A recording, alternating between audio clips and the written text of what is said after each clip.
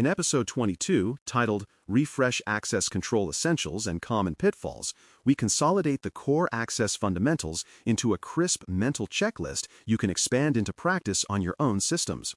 Think of this as a practical tune-up. The same proven controls revisited with sharper wording and concrete proof points so you can apply them quickly. The goal is not to add noise or novelty, but to tighten what already works. Least privilege, separation of duties, expirations, reviews, and monitoring, while closing the bypass paths that keep showing up in incident timelines. By the end, you should be able to read your own environment like a map, pick a hotspot, and clean it with confidence, without breaking day-to-day work. Reasserting least privilege starts with trimming what people already have, not writing new policy prose. Pull one team's membership and look for excessive groups that no longer match current tasks, like legacy all-project editors or broad admin everywhere bundles. Remove stale entitlements inherited from prior roles, and replace catch-all groups with narrowly scoped, named roles tied to today's workflows. When someone asks for everything to get unblocked, grant only the permissions needed for the next concrete task and set a clear path to request the rest with justification. The habit that matters is evidence-driven pruning. Compare effective rights to the smallest set that still lets work happen, cut the excess, and save the before-after snapshot so the team can see risk go down while productivity stays intact. Separation of duties, spelled SOD on first mention, keeps quiet fraud and accidental damage from hiding inside heroic workflows. Split initiation, approval, and reconciliation across different hands and make the splits visible in logs. In finance, one person loads vendor details, another approves within limits, and a third executes disbursement after 2 approvals. The system will not allow a single identity to complete the chain. In change management, one engineer proposes a change, a peer reviews and approves, and an operator deploys from a pipeline with the recorded artifact. Reconciliation closes the loop. A separate reviewer confirms the ledger lines up or the configuration actually matches the approved diff. When SOD is real, you can read a timeline and point to 3 names, 3 actions, and 3 timestamps without guesswork. Recurring access reviews only work when they remove things, not just confirm them. Direct managers and application owners should attest to each person's entitlements on a risk-based cadence, quarterly for privileged systems, semi-annual for moderate systems, with one-click revocation that executes immediately and logs the removal.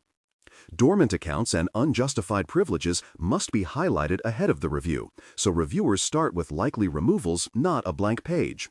Require short evidence notes for any privilege that survives a second review unchanged, and make exceptions time-boxed so they do not become permanent by neglect.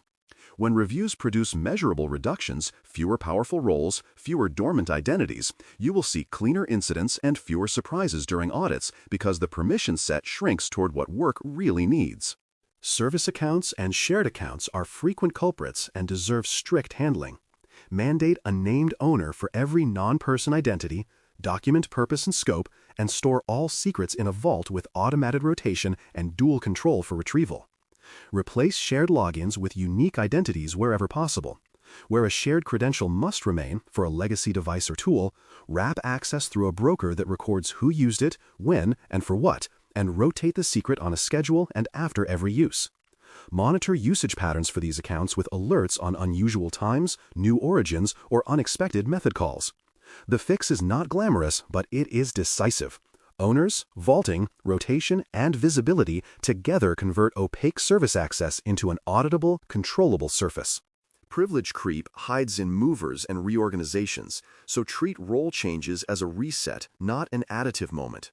A mover event should drop prior entitlements before adding new ones, guided by the same role catalog that governs day 1 access. If a skill set spans teams temporarily, grant a time-boxed secondary role with a clear expiry and a review date, instead of leaving 2 full sets of privileges indefinitely. Capture rationale in a short, structured note tied to the access record, then verify the removal executed on schedule. The principle is steady and fair. People carry what the new job needs, nothing more, and temporary bridges are built with timers, not trust alone. Over a quarter, this habit collapses sprawling permission portfolios back to least privilege without drama. Authorization must align to real risk boundaries across network, data, and application scopes. On the network plane, restrict sensitive segments and management interfaces to narrow, identity-aware paths. The ability to reach a port is not the right to use it. On the data plane, bind access to classification and purpose with row, column, or document-level controls where leakage matters, and enforce query paths that mask or tokenize sensitive fields. On the application plane, ensure actions map cleanly to roles and that high-risk operations, policy edits, payments, destructive commands require re-authentication and leave tamper-evident trails.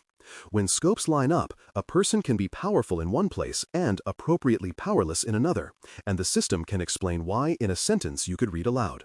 Approvals should be strong enough to defend in an audit and quick enough to use during real work. Capture who approved, why the access is needed, what role or entitlement is granted, and when it expires, all tied to a single request identifier with timestamps. For high-risk grants, include a second approver or a control owner in the chain. For routine, low-risk roles, allow pre-approved standards that still record the decision. Store sign-offs where they can be retrieved in minutes during reviews, incidents, or regulator questions, and ensure the system can prove that the approval preceded the grant. Good approvals do more than say yes. They create a durable explanation the organization can stand behind months later. Bypass paths undo careful design, so hunt them like recurring bugs.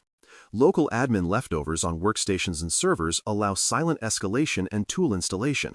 Remove them by policy and enforce just-in-time elevation with expiry and logging. Hard-coded secrets in scripts, containers, or device configs become long-lived skeleton keys. Replace them with vault-issued, short-lived credentials bound to workload identity. Unsanctioned direct logins to SaaS bypassing single sign-on break lifecycle and monitoring. Disable local authentication where vendors allow it or confine it to break glass with rotation and alerts. Each closure is a small change request with before-after evidence. Over time, these closures flatten your surprise curve because fewer shadow doors remain to be kicked in. Monitoring and alerting must focus on sensitive actions, not just raw volume. Policy edits, privilege elevations, role assignments beyond threshold, approval overrides, and creation of powerful service accounts should each generate structured events with subject, actor, reason, and result. Tie alerts to responders with playbook steps. Confirm legitimacy, revoke or roll back if needed, and capture a short note on the decision. Require synchronized time across identity systems, applications, and gateways so timelines hold together under scrutiny. Done right, monitoring is not about paging more. It is about paging sooner and better when the handful of actions that change risk actually occur. Let's apply a fix-forward scenario that cleans a messy entitlement set without breaking operations. Pick a product team that accreted access during a long release. First, snapshot current groups and roles and mark high-risk entitlements in red. Second, meet the lead for a 15-minute walkthrough of actual tasks needed this sprint. Third, create a minimal role bundle that covers those tasks and assign it to all members, leaving the old grants intact for one day. Fourth, run tasks in staging to confirm no gaps, then remove the red entitlements in production with the lead watching, and keep a slackened, time-boxed fallback role available for fast restoration if a legitimate block appears. Fifth, after a week without fallbacks, delete the fallback role. You moved the team to least privilege, captured proof, and did not stall delivery. Here is a quick mini-review prompt you can reuse to restate essentials and flag common mistakes. Ask yourself, do all team members carry only the roles needed for this week's work, and do those roles have expirations where appropriate?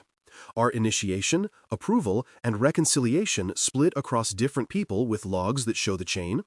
Are service accounts owned, vaulted, rotated, and monitored with no shared passwords lingering?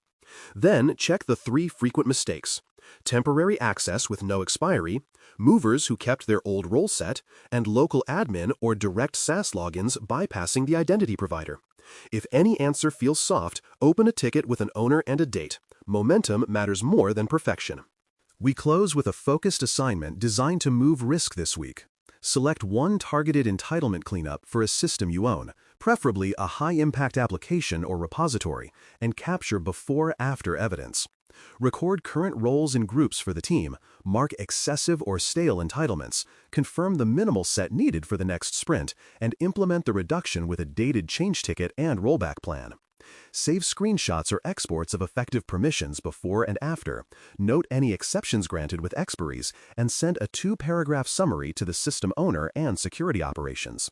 One careful cleanup, done end-to-end with proof, teaches the habit better than a dozen reminders, and it makes your environment measurably safer without slowing the work. Thanks for listening.